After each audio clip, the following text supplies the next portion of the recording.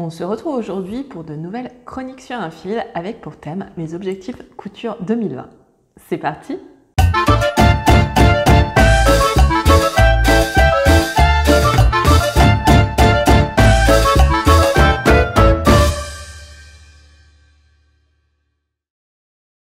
Je n'ai pas pour habitude de prendre de bonnes résolutions en début d'année, mais plutôt de poser un mantra sur cette nouvelle page à écrire. Et en 2020, j'ai choisi d'approfondir dans tous les domaines, essayer d'aller un peu plus loin, un peu plus au fond des choses. J'ai par exemple envie de tester le batch cooking en cuisine pour explorer de nouvelles pistes d'organisation. Ou encore de me remettre à faire des produits ménagers en mode DIY, simple et efficace, mais surtout sans pression. Et en couture, j'ai aussi envie d'aller plus loin.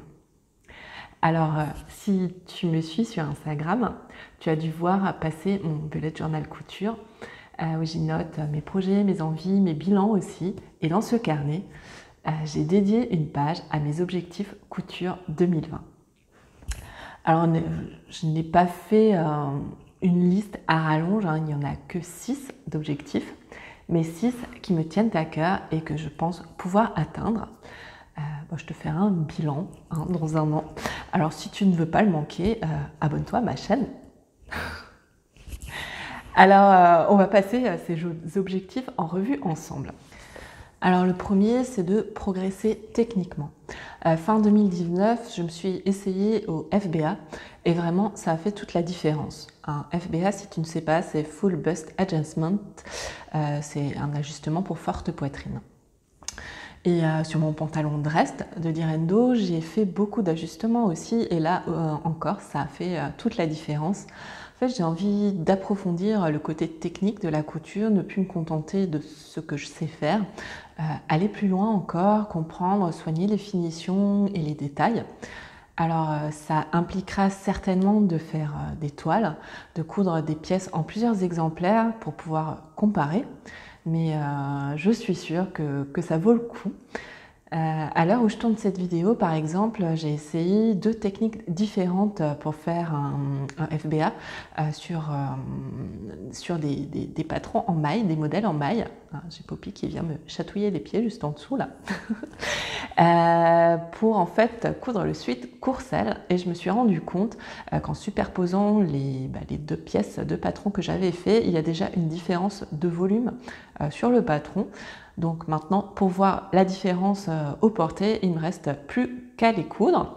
Et bien entendu, je te ferai part de toutes ces expérimentations sur le blog. Alors, deuxième objectif, c'est continuer mon défi sans shopping. Parce qu'aujourd'hui, je n'imagine plus fonctionner autrement. Faire les magasins n'est plus vraiment un plaisir, sauf peut-être les librairies. En fait, c'est plus l'enchaînement des magasins qui me déplaît. Alors on va partir sur une 5e année sans shopping, une 5e année 100% couture. Avec toujours les mêmes objectifs, et pourquoi pas, si l'occasion se présente, tenter la couture d'un legging ou de tout autre vêtement de sport. On verra comment ça se passe. Et même si je craque pour un vêtement, même s'il n'est ni de seconde main ni éthique, ce ne sera pas un drame. Tu le sais, j'ai déjà acheté un sweat à capuche cette année. Mais comme je le porte beaucoup et que c'est mon seul achat depuis très longtemps, on va dire que son impact est relatif. Alors, 3e objectif, c'est éviter les tissus en matière synthétique. Dans la mesure du possible, bien entendu. Alors, il existe 3 types de fibres, les fibres naturelles, artificielles et synthétiques. Et c'est la 3e que j'aimerais limiter dans mon dressing, c'est-à-dire polyester, acrylique et tout ce type de fibres. C'est pas évident. Par exemple, j'ai cherché à acheter un tissu sans polyester pour coudre un 2e pantalon dress du livre de Direndo. J'ai écumé les boutiques physiques et en ligne et ça a été plutôt compliqué d'en trouver un. Mais finalement, j'ai réussi, non sans mal, mais heureusement. En revanche, il y a toujours la question de l'élastane qui me pose problème, pour laquelle je n'ai pas encore trouvé de réponse. Donc, c'est à suivre. Alors, objectif numéro 4. Si je ne me trompe pas, c'est coudre une chemise pour homme. Alors ça fait un moment que j'ai envie d'essayer, mais je me suis jamais lancée. Et en 2020, j'ai décidé d'y aller. Hein. J'ai pas encore choisi le modèle. D'ailleurs, si tu as des recommandations de patrons à me faire, n'hésite pas à me les laisser dans les commentaires. Hein. Je t'en serai très reconnaissante. Alors, objectif suivant, c'est faire un inventaire de mon dressing.